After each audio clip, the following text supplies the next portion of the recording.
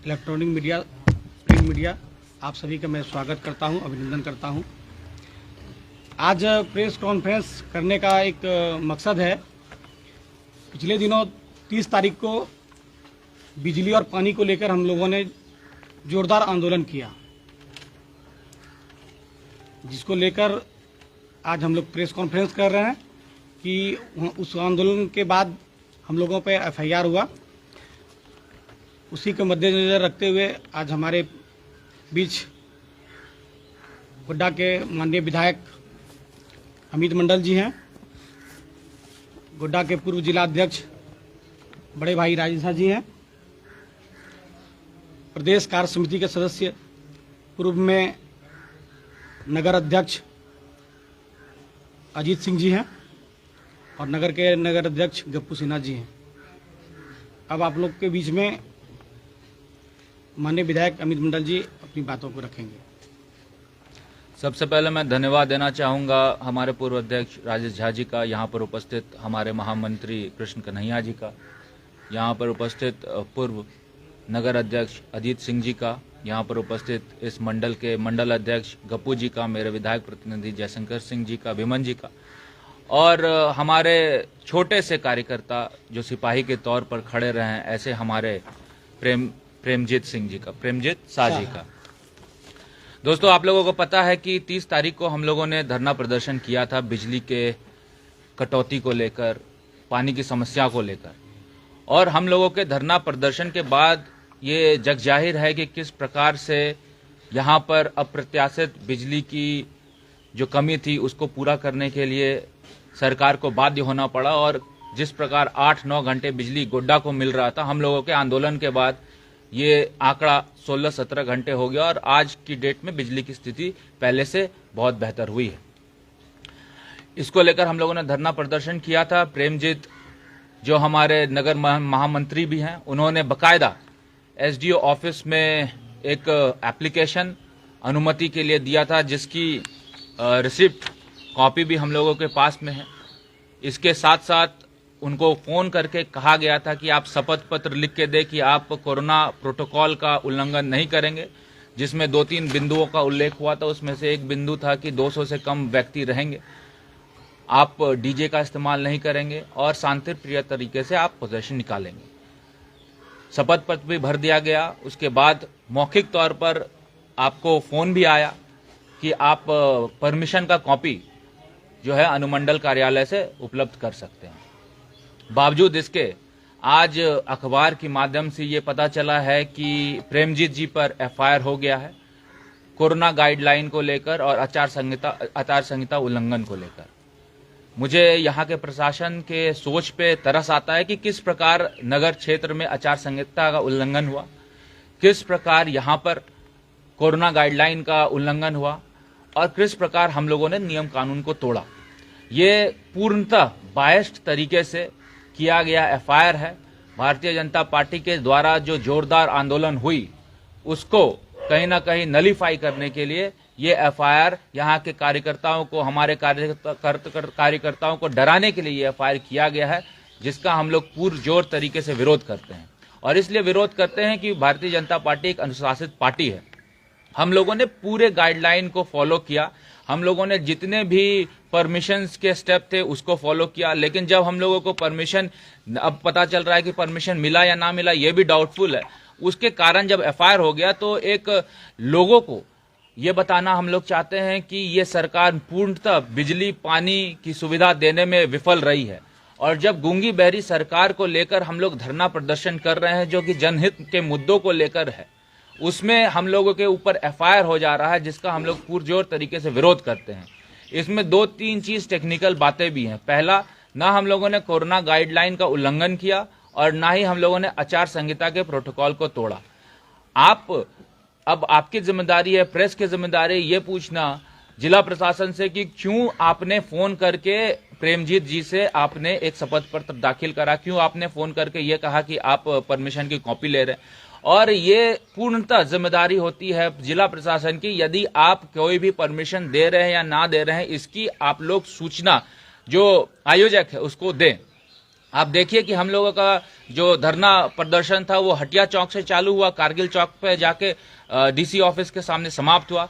अगर आपको ऐसा लग रहा था कि हम लोगों के कार्यक्रम में हम लोगों ने परमिशन नहीं लिया है, तो क्यों आपने हम लोगों के जो रैली थी उसको हटिया चौक पे नहीं रोका? क्यों आपने रविंद्र राय जी को, अमित मंडल को, जिलाध्यक्ष को, पूर्व जिलाध्यक्ष को वहां पे क्यों नहीं हिरासत में लिया? क्यों नहीं रोकने का काम किया कि नहीं आप लोग इससे आगे नहीं बढ़ सकते हैं? कई जगह प्रशासन ने ये दिखाया है कि अगर मान लीजिए कि कहीं परमिशन नहीं है तो वो धरना स्थल पर जाने से ही रोक देते हैं।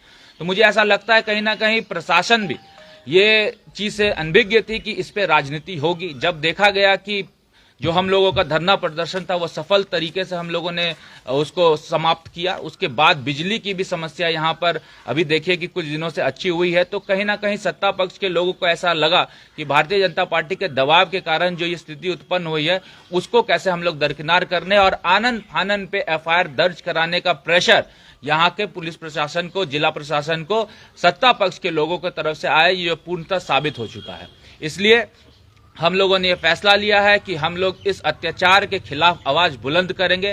भारतीय जनता पार्टी का हर एक कार्यकर्ता जो गलत हो रहा है, इस सरकार में जो गलत हो रहा है, सरकार की कुकृतियों को लेकर इस एफआईआर से हम लोग डरने वाले नहीं हैं।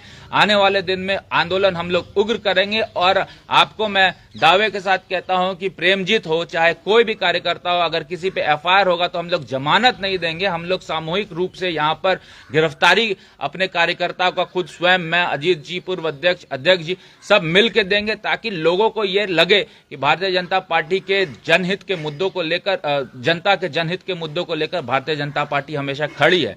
हम लोगों ने अपने ऊपर एफआईआर लिया, ना कि जनता को एफआईआर देने का काम किया, इसलिए क्योंकि हम लोगों को ऐसा लगता है कि ये मुद्दा जो है सिर्फ भारतीय जनता पार्टी का नहीं है, जिला का नहीं, ये सबका मुद्दा है। और इस मुद्दे को लेकर हम लोगों ने जो आंदोलन किया उसका आज नतीजा है कि प्रेमजीत पे एफआईआर हुआ और उसके साथ साथ मुझे लगता है 100-150 के अज्ञात लोगों पे हुआ। मैं तो खुल के वीडियो भी आप लोग फिर से देख ले, और उस वीडियो में कौन कौन है मैं खुद बोल देता हूं कि वीडियो में हम हैं, पूरे जो टोली बैठी हुई ये है, जो हमारे प्रदेश से प्रभारी रविंद्र राय जी, उन पे भी एफआईआर हो और हम लोग सबको जेल भेजने का काम ये जिला प्रशासन, पुलिस प्रशासन करे।